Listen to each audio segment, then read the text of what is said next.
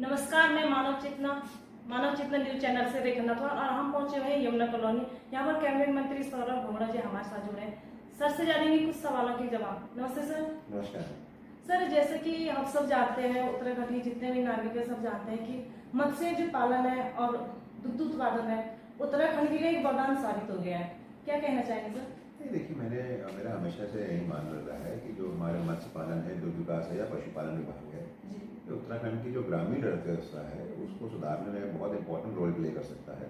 और लगातार पिछले 1.5 साल में हमारे विभागों के द्वारा कोशिश यही करी गई है कि जो हमारे दूरस्थ पर्वतीय क्षेत्र हैं या जो हमारे दुर्गम क्षेत्र हैं वहाँ पे युवाओं को और हमारी मातृशक्ति को इन विभागों के द्वारा रोजगार से जुड़ा जाए और उनकी आय बढ़ाई।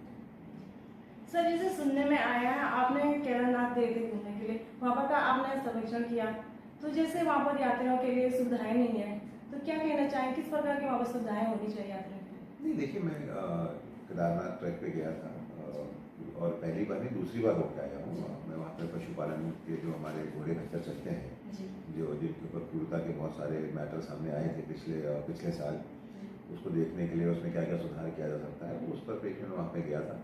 और जैसा आप कह रही हैं कि जो यात्री आते हैं उनके लिए सुविधा होनी चाहिए, तो होनी भी चाहिए, क्योंकि पूरा देश नहीं पूरे विश्व से लोग वहाँ पर आते हैं बाबा केदार के दर्शन करने। और इस बार जब मैं गया था तो वहाँ पे सुविधाएं काफ़ी अच्छी थी। मैंने बहुत सारे यात्रियों से बात करी, बहुत सारे श्रद्धालुओं से बात करी, और वो भी बहुत खुश थे कि जिस तरीके से वहाँ पर ट्रैक रूट पे सुविधा दी गई है या ऊपर मंदिर के आसपास जो व्यवस्थाएं करी गई हैं सरकार के द्वारा, उससे यात्री और श्रद्धालु कहीं ना कहीं संतुष्ट दिखे थे मुझे। और जो घोड़े खच्चर है उनके लिए भी हमने इस बार वहाँ पर बहुत सारी व्यवस्थाएं करी हैं, जिसके कारण से जो मृत्यु हुई है और जो क्रूरता के केसेस हैं वो काफ़ी कम हुए हैं इस साल की यात्रा में। लेकिन सरकार की लगातार कोशिश है, क्योंकि जिस तरीके से यात्रा हर साल बढ़ रही है, पिछले साल वहाँ पे 10,000 11,000 यात्री प्रतिदिन आ रहे थे, इस बार 25,000 यात्री प्रतिदिन आ रहे हैं और आगे आने वाले वर्षों में भी यात्रा बढ़ेगी, तो और थोड़ी व्यवस्थाएं वहाँ पे करनी पड़ेगी। लेकिन सरकार वो लगातार कोशिश कर रही है कि जो श्रद्धालु यात्री आ रहे हैं उनके लिए सुखद यात्रा हो और अच्छी सुविधाओं के साथ उनको यात्रा पूर्ण हो। सर, जैसे अभी पीएम मोदी जी हमारे बद्रीनाथ दौरे पर गए थे, तो आप ये सब देखकर काफी प्रसन्न हुए थे, क्या कहना चाहेंगे सर?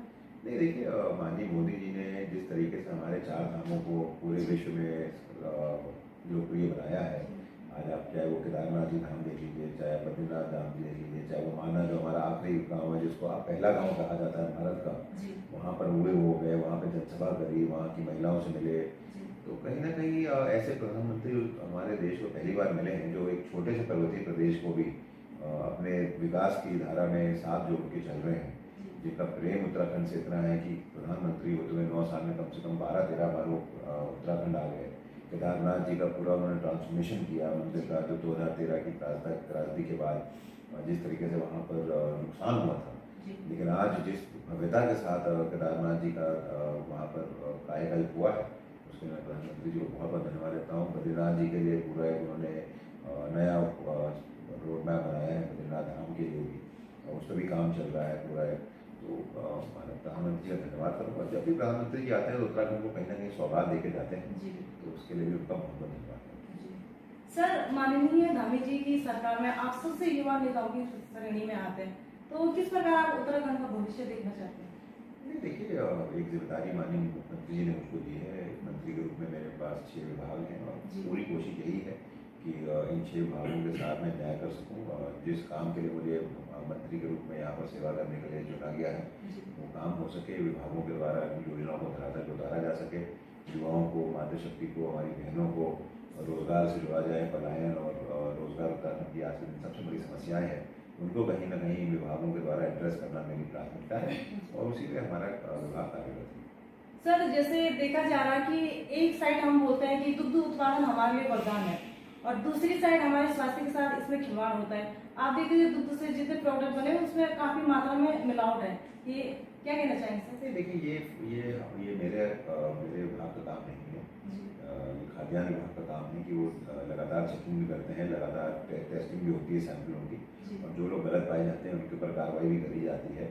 लेकिन जो आंचल ब्रांड है, जो हमारे सरकार का ब्रांड है, जो हमारे मतलब दिल्ली में डील करता है, उसकी कहीं ना कहीं गुणवत्ता पे कोई सवाल आज तक नहीं उठा है। और दूसरे जो भी ब्रांड ऐसा काम कर रहे हैं उसके लिए खाद्यान्न विभाग अपनी कार्रवाई करता है। सर जैसे पशुपालन से देखा जाए तो पशुपालन के लिए एक लोन की व्यवस्था कर रखी है सरकार ने कि जो दूरस्थ जो ग्रामीण एरिया है उन तक लोन की सुविधा पाए, जिनके पास ज्यादा पालतू पशु हैं, तो क्या उन तक ग्रामीणों तक ये सेवा जा पाती है क्या? नहीं, पूरी जाती है। उत्तराखंड में जो भी व्यक्ति, चाहे वो पशुपालन से जुड़ा हुआ हो, चाहे वो मत्स्य पालन से जुड़ा हुआ हो, चाहे वो हमारे दूध विकास से जुड़ा हुआ हो, जो भी सरकार की सब्सिडीज हैं, जो भी सरकार की स्कीम्स हैं, वो हर व्यक्ति तक पहुंचाना ही हमारे विभाग का काम है और लगातार ये काम धरातल पर उतर रहा है। अगर आप देखिए तो हमने बद्रीनाथ, हमारे चमोली डिस्ट्रिक्ट में, हमारे पौड़ी डिस्ट्रिक्ट में, टेहरी डिस्ट्रिक्ट में, बागेश्वर डिस्ट्रिक्ट, रुद्रप्रयाग डिस्ट्रिक्ट, ये सारे डिस्ट्रिक्टों में जो हमारे गोट वैली का प्रोजेक्ट चल रहा है, कोकोट वैली का प्रोजेक्ट चल रहा है, इसमें लगातार हम बेनिफिशरीज जोड़ते जा रहे हैं। लगभग 1000 बेनिफिशरीज हमने गोट वैली प्रोजेक्ट में जोड़े हैं। तो ऐसा नहीं, देखिए मुश्किल होता है, लेकिन हमारे पास थोड़े से हैंड्स कम है, लोग कम है डिपार्टमेंट में, लेकिन फिर भी हमारी पूर्ण कोशिश यही है कि जो भी स्कीम सरकार उत्तराखंड के लोगों की भलाई के लिए लॉन्च करती है, उसको धरातल पर उतारना हमारी प्राथमिकता हो जाती है। सर मेरा एक सवाल और है कि जैसे आज आम जनता काफी परेशान है, हम परेशान है और कोई परेशान है, डेंगू का जो मतलब पेशेंट हर दिन बढ़ता ही जा रहा, सब चीज इस चीज से परेशान है, तो इसमें क्या कहना चाहेंगे? देखिए, लगातार स्वास्थ्य मंत्री और हमारे स्वास्थ्य सचिव जो है डेंगू के लेके गंभीर है। वो हॉस्पिटल्स का दौरा कर रहे हैं, वो उन्होंने लोगों को चालान भी किया है, यहाँ तक लोगों को 5-5 हज़ार रुपये का या 5-5 लाख रुपये चालान भी हुए हैं। देखिए, डेंगू के लिए थोड़ा सा हमको खुद भी जागरूक होना पड़ेगा, साफ सफाई रखनी पड़ेगी, तो कहीं पे पानी ना खड़ा हो, पानी ना रुके, इसके लिए जनता को भी अपना योगदान देना पड़ेगा और सरकार लगातार कोशिश कर रही है। चाहे वो अस्पतालों में व्यवस्था खड़े करने की बात हो, चाहे वो प्लेटलेट्स की बात हो, चाहे वो बेड बढ़ाने की बात हो। माननीय मंत्री जी ने सदन के अंदर, पिछला जो सदन हुआ है उसमें भी डेंगू के ऊपर बहुत स्पष्ट तरीके से अपना, दूसरे जो भी ब्रांड ऐसा काम कर रहे हैं उसके लिए खाद्यान्न विभाग अपनी कार्रवाई करता है। सर जैसे पशुपालन से देखा जाए तो पशुपालन के लिए एक लोन की व्यवस्था कर रखी है सरकार ने कि जो दूरस्थ जो ग्रामीण एरिया है उन तक लोन की सुविधा पाए, जिनके पास ज्यादा पालतू पशु हैं, तो क्या उन तक ग्रामीणों तक ये सेवा जा पाती है क्या? नहीं, पूरी जाती है। उत्तराखंड में जो भी व्यक्ति, चाहे वो पशुपालन से जुड़ा हुआ हो, चाहे वो मत्स्य पालन से जुड़ा हुआ हो, चाहे वो हमारे दूध विकास से जुड़ा हुआ हो, जो भी सरकार की सब्सिडीज हैं, जो भी सरकार की स्कीम्स हैं, वो हर व्यक्ति तक पहुंचाना ही हमारे विभाग का काम है और लगातार ये काम धरातल पर उतर रहा है। अगर आप देखिए तो हमने बद्रीनाथ, हमारे चमोली डिस्ट्रिक्ट में, हमारे पौड़ी डिस्ट्रिक्ट में, टेहरी डिस्ट्रिक्ट में, बागेश्वर डिस्ट्रिक्ट, रुद्रप्रयाग डिस्ट्रिक्ट, ये सारे डिस्ट्रिक्टों में जो हमारे गोट वैली का प्रोजेक्ट चल रहा है, कोकोट वैली का प्रोजेक्ट चल रहा है, इसमें लगातार हम बेनिफिशरीज जोड़ते जा रहे हैं। लगभग 1000 बेनिफिशरीज हमने गोट वैली प्रोजेक्ट में जोड़े हैं। तो ऐसा नहीं, देखिए मुश्किल होता है, लेकिन हमारे पास थोड़े से हैंड्स कम है, लोग कम है डिपार्टमेंट में, लेकिन फिर भी हमारी पूर्ण कोशिश यही है कि जो भी स्कीम सरकार उत्तराखंड के लोगों की भलाई के लिए लॉन्च करती है, उसको धरातल पर उतारना हमारी प्राथमिकता हो जाती है। सर मेरा एक सवाल और है कि जैसे आज आम जनता काफी परेशान है, हम परेशान है और कोई परेशान है, डेंगू का जो मतलब पेशेंट हर दिन बढ़ता ही जा रहा, सब चीज इस चीज से परेशान है, तो इसमें क्या कहना चाहेंगे? देखिए, लगातार स्वास्थ्य मंत्री और हमारे स्वास्थ्य सचिव जो है डेंगू के लेके गंभीर है। वो हॉस्पिटल्स का दौरा कर रहे हैं, वो उन्होंने लोगों को चालान भी किया है, यहाँ तक लोगों को 5-5 हज़ार रुपये का या 5-5 लाख रुपये चालान भी हुए हैं। देखिए, डेंगू के लिए थोड़ा सा हमको खुद भी जागरूक होना पड़ेगा, साफ सफाई रखनी पड़ेगी, तो कहीं पे पानी ना खड़ा हो, पानी ना रुके, इसके लिए जनता को भी अपना योगदान देना पड़ेगा और सरकार लगातार कोशिश कर रही है। चाहे वो अस्पतालों में व्यवस्था खड़े करने की बात हो, चाहे वो प्लेटलेट्स की बात हो, चाहे वो बेड बढ़ाने की बात हो। माननीय मंत्री जी ने सदन के अंदर, पिछला जो सदन हुआ है उसमें भी डेंगू के ऊपर बहुत स्पष्ट तरीके से अपना वर्णन दिया था कि क्या क्या सरकार कर रही है और क्या सरकार करने जा रही है।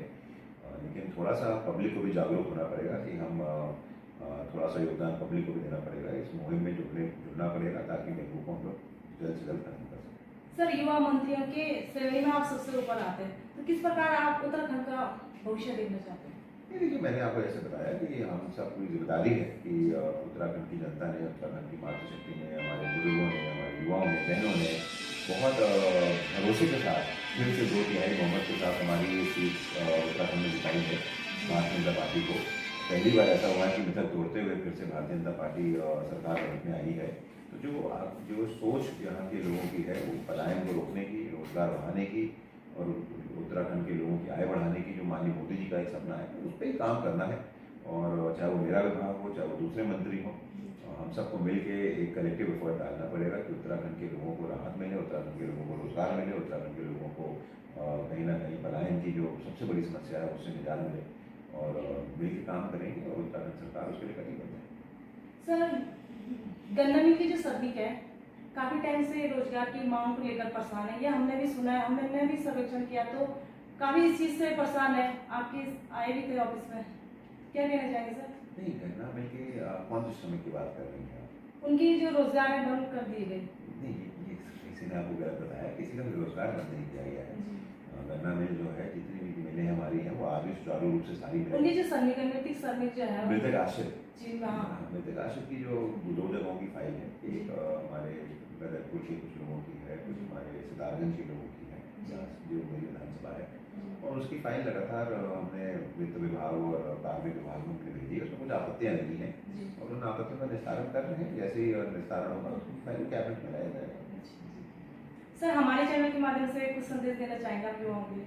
तो मैं आपके माध्यम से बल उत्तराखंड की मातृशक्ति, युवा शक्ति और हमारी बहनों को सबको यही विश्वास दिलाता हूँ कि जिस काम के लिए आपने भारतीय जनता पार्टी की सरकार को चुना है, जिस विश्वास के साथ आपने भारतीय जनता पार्टी की सरकार को चुना है, वो विश्वास कायम रखेंगे।